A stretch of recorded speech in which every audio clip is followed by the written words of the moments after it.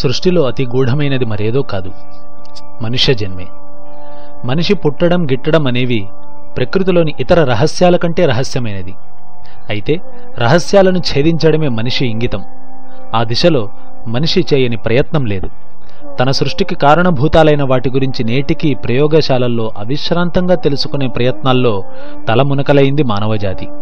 అయితే అందరూ ప్రయోగశాలల్లోని ప్రయోగ నాళికలనే ఆశ్రయించలేదు. ఈ దేహ నిర్మాణాన్ని, ఆ దేహాన్ని ఆశ్రయించుకుని పనులు జరుపుకుంటున్న చైతన్యాన్ని తెలుసుకోవడానికి జడ పదార్థాల ద్వారా సాధ్యం కానిదని భారతీయులు యుగాల వెనుకనే తెలుసుకున్నారు. అందువల్ల భరతభూమిలో మానవ వికాసం జడ పదార్థాలతో ముడిపడక చైతన్యవంతమైన ఆత్మ యొక్క చలన సంచలనాల మీదే నడిచింది. ఈ దిశలో గొప్ప ఆధ్యాత్మిక సాహిత్య సృష్టి జరిగింది. కవిత్వానికి భాషా పరిమితులు లేనట్టే భక్తికి కూడా జాతి, లింగ, భాషా వివక్షలు లేవు. కాని కవిత్వానికి, భక్తికి భాషే ఆయువు పట్టు. సమయాభావం మెండుగా ఉన్న ఈ రోజుల్లో మాతృభాష కాక పొట్టకూటి కోసం ఆంగ్ల భాష నేర్చుకుంటే చాలని భావించడం జరుగుతోంది. అందువల్ల ఇతర భాషల్లోని కవిత్వాన్ని గాని, భక్తి సాహిత్యాన్ని గాని పూర్ణంగా అర్థం చేసుకుని ఆస్వాదించడం అరుదైపోయింది. ఈ కొరతని కించిత్తైనా తీర్చే ఆశతో ఈ కొత్త ప్రయత్నాన్ని మేం మొదలెడుతున్నాం. ఈ శీర్షికలో మీరు కన్నడ భక్తి సాహిత్యంలో మకుటాయమాయమైన కర్ణాటక హరిదాస సాహిత్యం గురించి విపులంగా వివరించబడుతుంది. పురందరదాసు, కనకదాసు, విజయదాసు, గోపాలదాసు, జగన్నాథదాసు వంటి హరిదాసుల కీర్తనలే కాక శ్రీపాదరాజతీర్థ, వ్యాసరాజతీర్థ, వాదిరాజతీర్థ, శ్రీ రాఘవేంద్రతీర్థ స్వామి వంటి వైష్ణవ యతిశ్రేష్ఠులు రచించిన కన్నడ కీర్తనలను వాటి మూలంతో బాటు తేట తెలుగులో అనువాదాన్ని సైతం ధ్వనిముద్రణ గావించి రేడియో శ్రోతలకు అందిస్తున్నాం. ఈ కార్యక్రమంలోని కీర్తనలను శ్రీమతి నీరజ ఆలపించారు. రఘోత్తమరావు తెలుగు అనువాదాన్ని, విశేషార్థాల వ్యాఖ్యానాన్ని వినిపించారు. ఆస్తికులైన శ్రోతలు ఈ కార్యక్రమం ద్వారా కన్నడ భక్తి సాహిత్యానికి మరింత చేరువ కాగలరని ఆశిస్తున్నాం.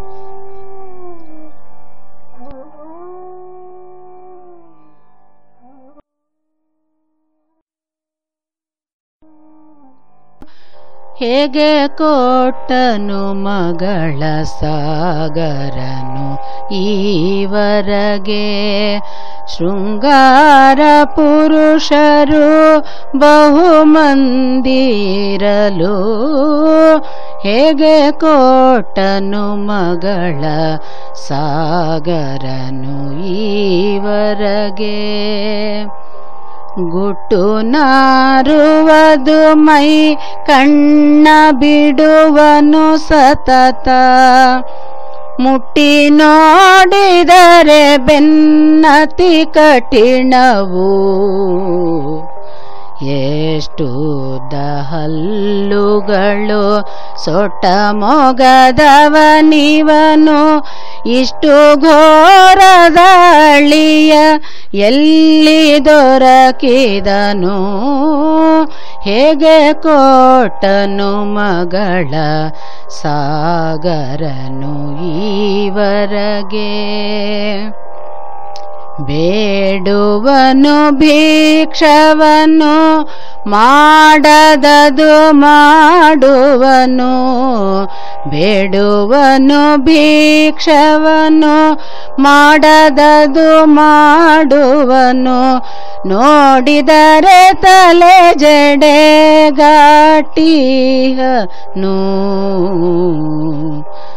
ಓಡಿಸುವ ಪಶುಗಳನ್ನು ಬಿಡಾಡುವನು ವಸನ ನೋಡಿ ನೋಡಿಯು ಕೋಟನಲ್ಲ ಸುಂದರಿಯ ಹೇಗೆ ಕೋಟನು ಮಗಳ ಸಾಗರನು ಈವರೆಗೆ ಹಿಂಡು ಕಳರೊಳು ಕಲಹ ಕೊಂಡು ಬಹನಮ್ಮಯ ಪ್ರಚಂಡ ನೀತನ ಗುಣಕ್ಕೆ ಎಣಿಕೆಯಿಲ್ಲ ಕಂಡ ಮಾತಿಗೆ ಇಂದು ಅಂಡಲಿದರೇನಹುದು ಪುಂಡರೀಕಾಕ್ಷ ಶ್ರೀ ಪುರಂದರ ವಿಠಲಗೆ ಹೇಗೆ ಕೋಟನು ಮಗಳ ಸಾಗರನು ಈವರಗೆ ಶೃಂಗಾರ ಪುರುಷರು ಬಹುಮಂದಿ ಇರಲು ಹೇಗೆ ಕೋಟನು ಮಗಳ ಸಾಗರನು ಈವರಗೆ.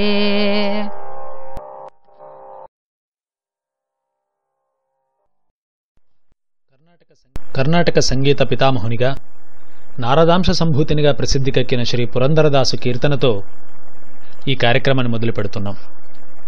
తమ 40 సంవత్సరాల హరిదాస జీవితంలో దాదాపు 4 లక్షల కీర్తనలను రచించిన అరుదైన ఖ్యాతి శ్రీ పురందరదాసుల వారిది. అయితే దురదృష్టవశాత్తు అన్ని పాటలు నీరు దొరకడం లేదు. అయితే శ్రీ పురందరదాసు యొక్క జ్ఞాన భక్తి వైరాగ్యాలను వివరించడానికి లబ్ధిలో ఉన్న కీర్తనలే చాలు. ఇప్పుడు మీరు విన్న కీర్తన యొక్క తెలుగు భావానువాదం ఈ విధంగా ఉంటుంది. ఎలా ఇచ్చాడు కూతురుని సాగరుడి ఈ వరుణకు, శృంగార పురుషులు బహుమంది ఉండగా, వాసన వచ్చే దేహము, కళ్ళ నార్పనివాడు, ముట్టి చూస్తే వీపు కఠినమైనవాడు, అవింత పొడవాటి పళ్ళో సొట్ట మొగమువాడు, ఇంతటి ఘోరమైన అల్లుడు ఎక్కడ దొరికినాడు? భిక్షాన్ని వేడుతాడు, చేయకూడనిది చేస్తాడు, చూడబోతే జటాజూటాన్ని కట్టినాడు, పశువులను తరిమిడివాడు, వస్త్రాలను విడిచినవాడు, చూచి చూచి మరీ ఇచ్చాడు కదా కూతురుని. కలుల గుంపులతో అదే పనిగా గొడవ పడేవాడు, ప్రచండు ఈతని గుణాలకు లెక్కలేదు, కనబడే విషయానికి విచారించితే ఏమౌను, పుండరీకాక్షుడైన శ్రీ పురందర విఠలునికి ఎలా ఇచ్చాడో కూతురుని సాగరుడు ఈ వరుణకు, శృంగార పురుషులు బహుమంది ఉండగా. ఇది నిందాస్తుతి. అతిరేకమైన భక్తి పారవశ్యంలో భక్తులు అప్పుడప్పుడు పరమాత్ముని తిడుతున్నట్టుగా పొగుడుతారు. ఇది భక్తులకే కాదు, అభక్తులకు కూడా జీవితానుభవంలోనిది.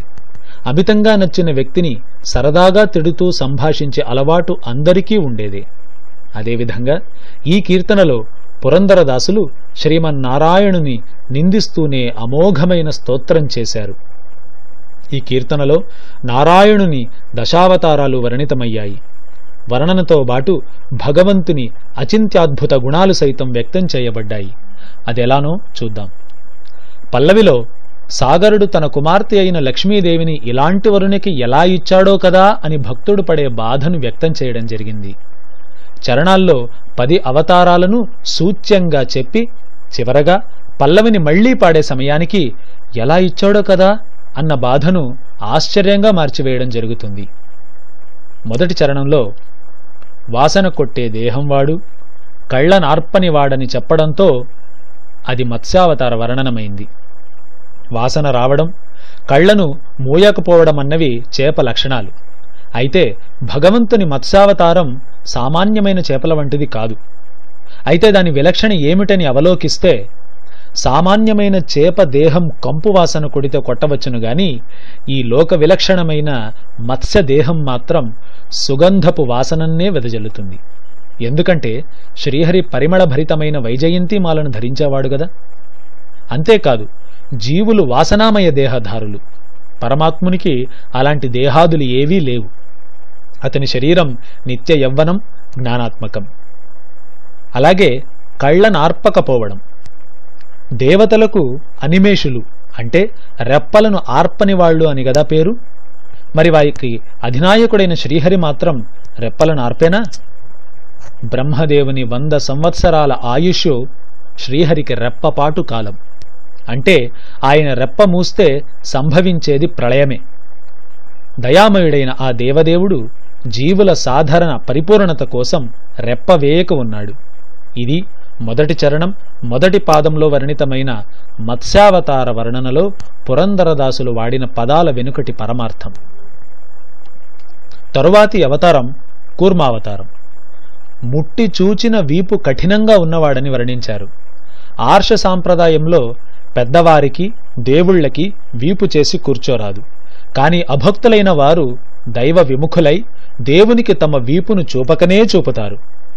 దూరాయ సమదూరంచ అని శ్రీ వాదిరాజ తీర్థులు ఉటంకించినట్టు దేవుడు మానవులు తనను ఎంత దూరంలో ఉంచుతారో తానూ అంతే దూరాన్ని పాటించినట్టే తనకు వీపు చూపిన వారికి తానూ వీపు చూపుతాడు.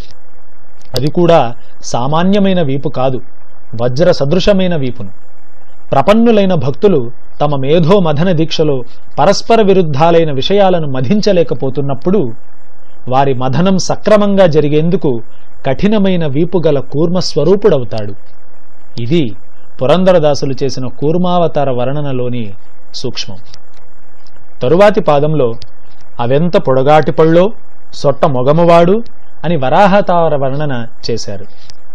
భయంకరమైన తన కోరలపై భూదేవిని ధరించిన వరాహ రూపాన్ని అందరూ చూసే ఉంటారు. వరాహస్వామి ఈ కోర పళ్ల నుండే భద్రా నది పుట్టిందని పురాణ కథ. గంగా స్నాన తుంగాపాన అని కన్నడ దేశపు నానుడి. తుంగభద్ర నీళ్లు అంతటి తీయగా ఉంటాయి. బహుశా వరాహస్వామి తన పళ్ల మధ్య పటిక బెల్లం పెట్టుకుని ఉండడం వల్ల తుంగానదికి అంతటి తీపి వచ్చిందని ఇంకొక కీర్తనలో ఉత్ప్రేక్ష చేస్తారు దాసులు. పొడవాటి అన్న పదంతో తుంగభద్రానది జన్మ వృత్తాంతాన్ని సూచించారు. అలానే సొట్టమొగమువాడు అనడంలో అసలు ఉద్దేశం క్రిందకు దించిన ముఖం కలవాడని. భూదేవిని తన కోరల మీదకు ఎత్తుకునేందుకు తన ముఖాన్ని క్రిందకు దించాడు వరాహస్వామి. అలానే పతుతులై పడి ఉన్న తన భక్తులను ఉద్ధరించేందుకు తన ముఖాన్ని క్రిందకు చేస్తాడన్నది ఇక్కడి ధ్వనితార్థం. మొదటి చరణం చివరి పాదంలో ఇంతటి ఘోరమైన అల్లుడు ఎక్కడ దొరికినాడో అని ఆవేదనను వ్యక్తం చేసి తరువాతి చరణంలో ఇతర అవతారాల వర్ణనకు ఉద్యుక్తులవుతారు దాసులు. రెండవ చరణం మొదటి పాదంలో వేడును భిక్షాన్ని అంటూ వామనావతారాన్ని వర్ణిస్తారు.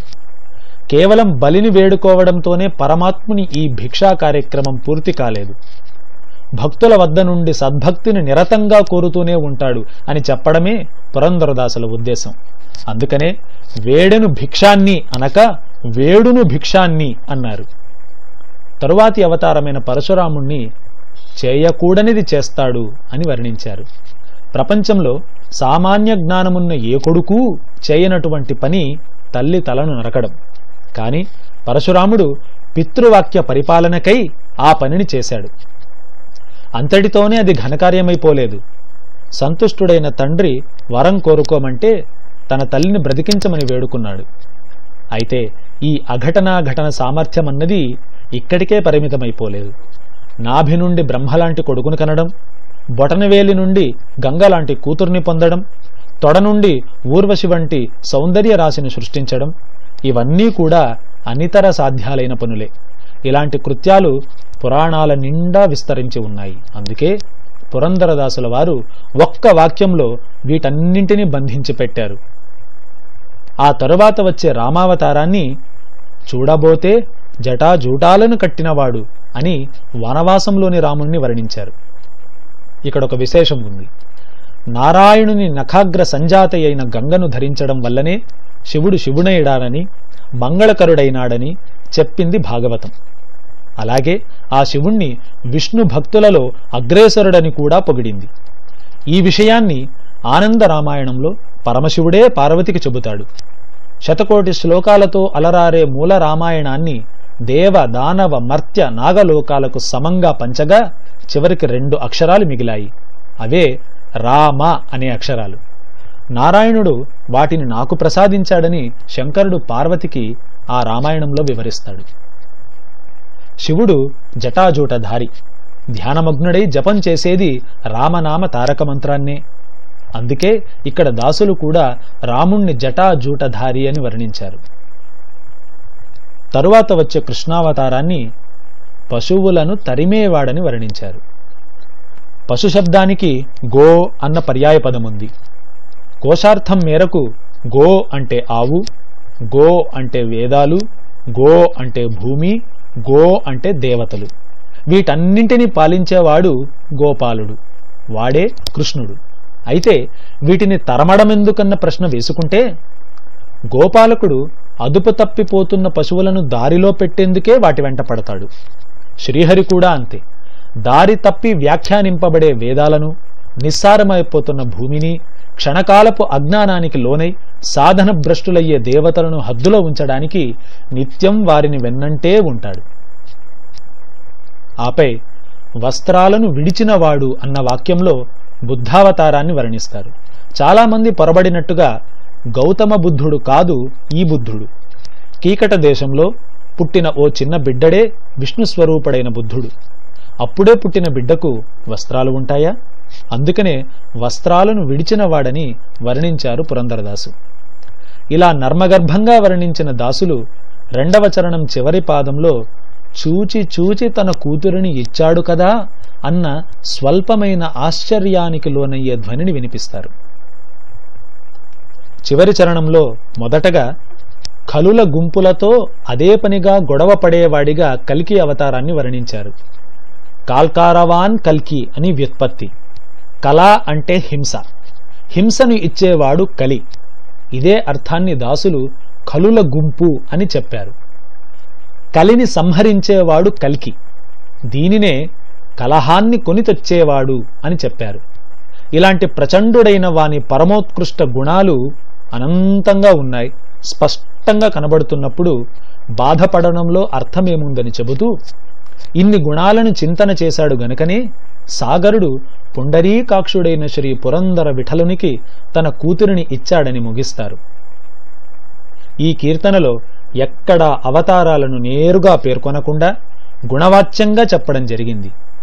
శ్రీహరి అనంత కళ్యాణ గుణపరిపూర్ణుడు, సర్వోత్తముడు, అఘటన ఘటనా సమర్థుడని మాటల వల్ల కాక గుణాల వల్ల తెలుసుకోవాలని చెప్పడమే ఇందులోని మర్మం.